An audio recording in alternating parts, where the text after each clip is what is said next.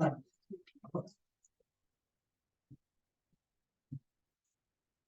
yeah, today is 9/5. Time is flying. Today, nice, I hope simple. I didn't throw any tricks in here or anything like that. The purpose of today's lesson is to get you comfortable with how to solve an equation when the variables are on both sides.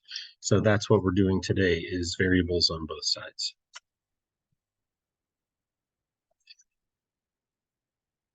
And when I say both sides, I am, of course, referring to both sides of the equal sign, right? So remember that all equations have left sides and right sides.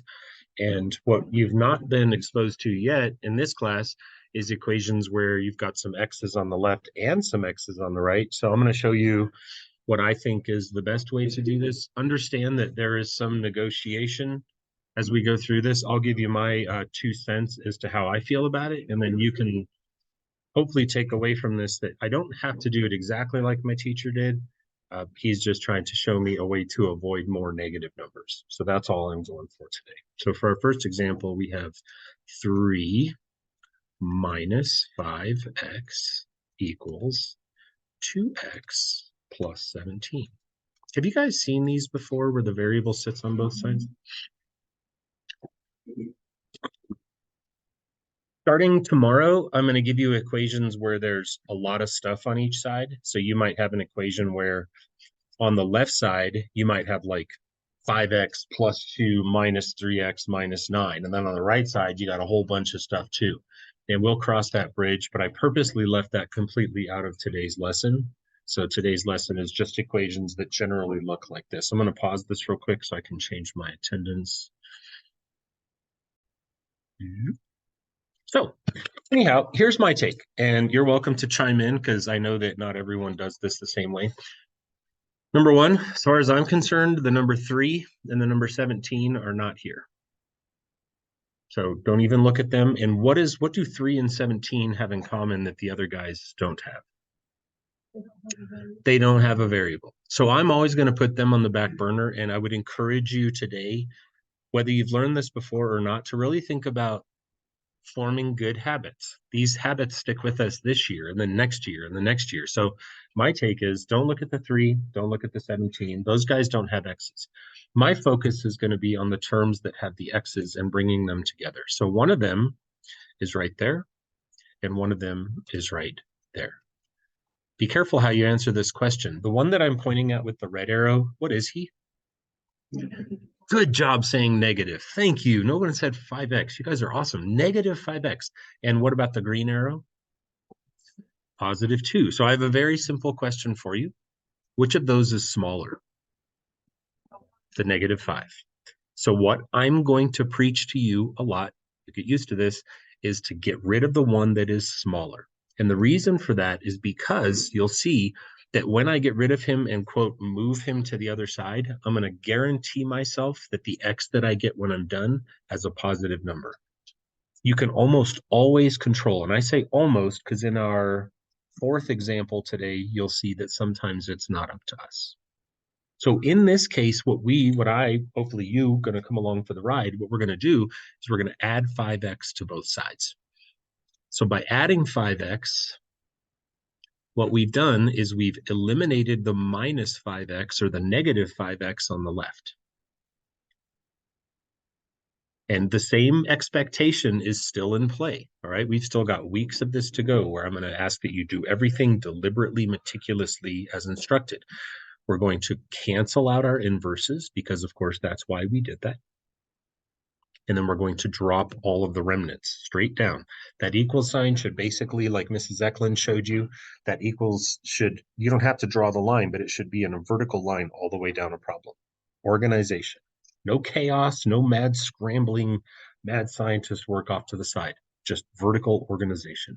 So I'm going to bring down my positive 3, because that's all that's left over there, and my equal sign. And how many x's will I have?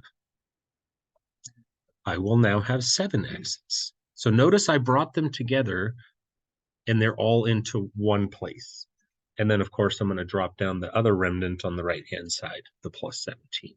And this gets us right back to what we worked on Wednesday and Thursday, and that is now it's a two-step equation.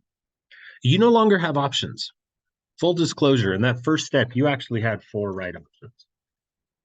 But I picked the one that I think is going to lead you to the most success. So now I don't have choices. Who has to move now in step 2?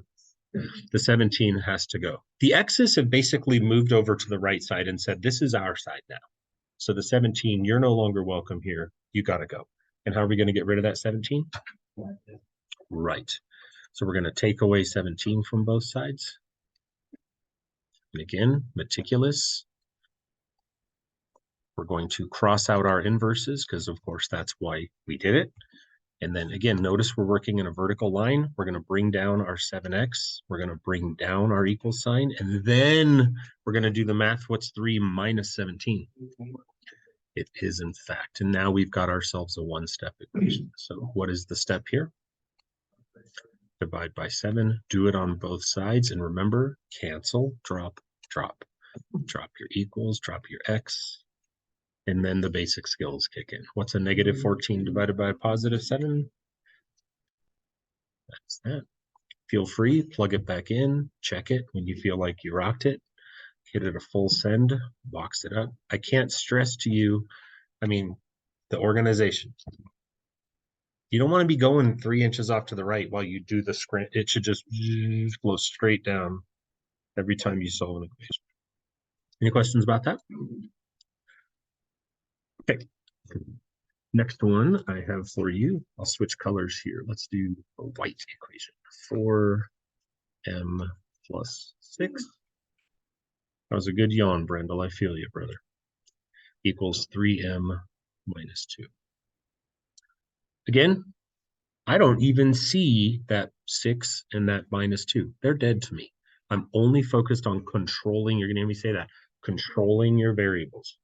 You're going to have more success if you control the variable. Who's smaller, 4m or 3m? Then let's kill 3m. How are we going to get rid of him? Good. So we're going to subtract 3m on both sides.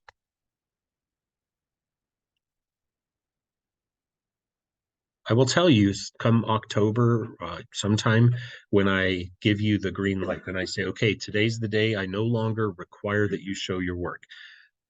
I kick myself in the booty every year when I do that. I should just stop. Because some knucklehead, as soon as I make people, like, you don't have to show work, some knucklehead's going to look at that 4m and that 3m and they're going to put 7m.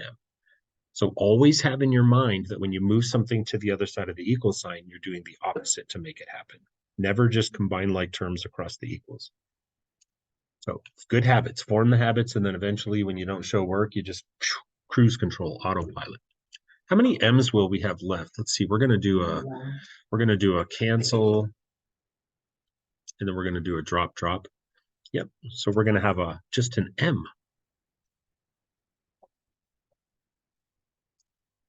And that worked out super nice because, and I'm not going to put 1m. You're going to find that out about me. I do not put ones where they don't need to be. I refuse. It makes me feel like I'm not done. I only have one step left to do. What is it?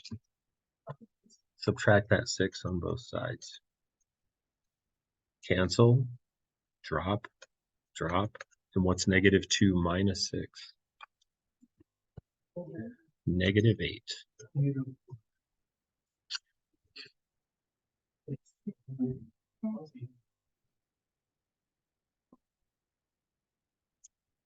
And that conversation that you just heard over there, with some funny answers, and then Jackson chiming in and saying, "Oh, things can happen where I'm going to draw a big obnoxious yellow circle." That minus sign is often neglected. Sometimes people feel like that they just bring down the number 2. The minus that was in front of him is still in play, and he has to transfer throughout the problem now as a negative number. So don't drop those. All right, feel good about it. Plug it back in, full send, box it up. Any questions so far? Okay. Next one I have for you is 4 minus n equals n plus 20. I almost looked at the wrong example there. Got it? 4 and 20, dead to me. I don't even see you. Who's smaller? Which n is smaller? Yeah, that negative n or that minus n, you can kind of go either way in that one, is definitely smaller. So we're going to eliminate him. What are we going to do to both sides? We're gonna add n.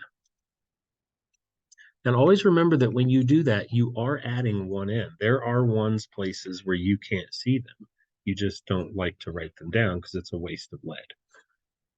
So I'm going to cancel my n's, and then I'm going to drop my 4, drop my equals. How many n's will I have now? You bet. 1n plus another n is 2n. And now we're back to a standard two-step equation. What's the next step? Subtract that 20 from both sides. Draw your lines to close off your plus and minus. Remember, seal off addition and subtraction problems. Cancel, drop, drop. And again, the basic skills just either will be a help to you or a consistent burden if you don't know them. What is 4 minus 20? It's negative 16 for sure. If you have $4 and you want to buy something at the mall that costs 20, you're short $16. That's how that negative thing works. And then, of course, we divide by 2. Divide, divide, cancel, drop, drop. Negative 16 divided by positive 2. Negative 8. Give it a check, give it a once over, plug it back into the original problem. Yep, it works. Full send, box it up. I have 3 more examples, 2 of which serve a very specific purpose, and one of which I don't really remember. I try to only put things in my examples notes that serve a purpose. So this next one serves a very important purpose, very important purpose.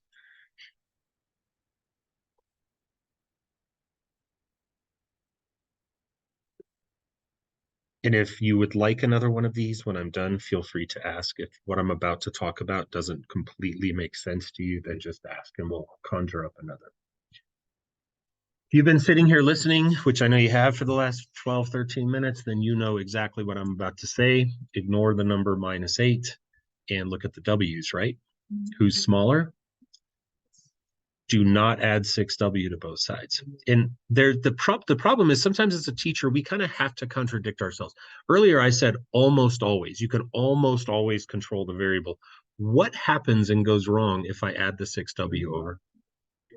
There's nothing left on the side on the left. That's bad practice. And eventually you'll overcome. You're going to get to a point where you're so good at this that you can move the 6 and move the 8. And I always say this, like, people think, are you crazy? I'm not crazy, but you actually start to just see things flying across equal signs. Like, you do get to that point where that happens quickly. But for today, I don't want to leave the left side just empty. So what I'm going to do is go against my own teaching, and I'm going to subtract the 2W from both sides, because that assures me now that I keep substance on both sides of the equal sign. Come March or so, when we learn about quadratic equations, then we will purposely make one of the sides empty to be a 0, but we're not to that, and we should not be thinking in those terms. So I'm going to cancel out my W's, and then I'm going to do a drop. And what am I bringing down on the right side? Negative 8, right? In case you missed that last time, bring down that minus, it switches to a negative. How many W's do I have? Negative 8 W's. This example in the notes existed just for that conversation. Do not move things when it's going to avoid one side of the equals. It's bad practice at this point in your life. Divide both sides by negative 8. What's W equal? Yeah, negative 8 divided by himself, positive 1. Anything ever divided by himself is always positive 1. So give it a check, full send, box it out. You guys feel like you're okay? I might call an audible here to shorten the lecture and get rid of the 5th example. I'm looking at it and I still can't think of why I put it there. So I'm going to go ahead and kill that one, and we're going to skip right to the last one. And this one also serves a very, very specific purpose. And Ms. Orozco will vouch for this, how much trouble we had with this last year. So we're going to encounter a number that for some odd reason people are uncomfortable with. Starts with a Z and rhymes with hero. What is it? Yeah, there's this thing in math where people say, oh God, I got the number 0. I better write like no solution or better call the cops or something. It's like, knock it off. So in this problem, you're going to encounter the number 0. And I want you to understand that it's not to be like feared, or it's just a number. It's the 0 is like 2. Negative is a number. So as we work through this, please bear that in mind. We're not going to say weird things just because there's a 0.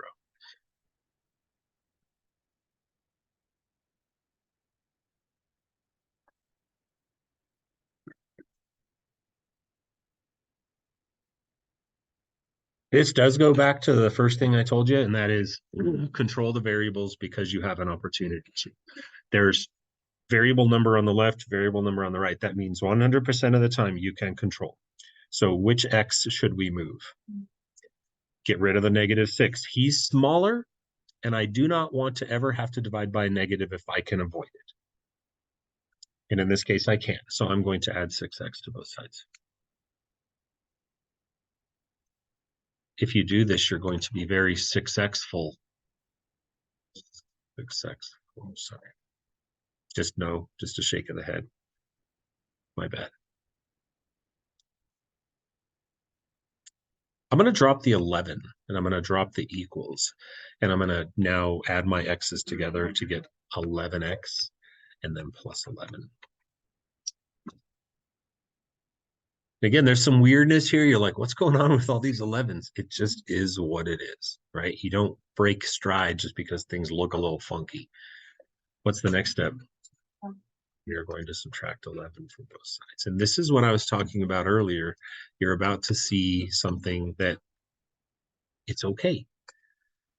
Okay, we're going to go cancel. We did it. We're going to drop, and then you do math. What is 11 minus 11?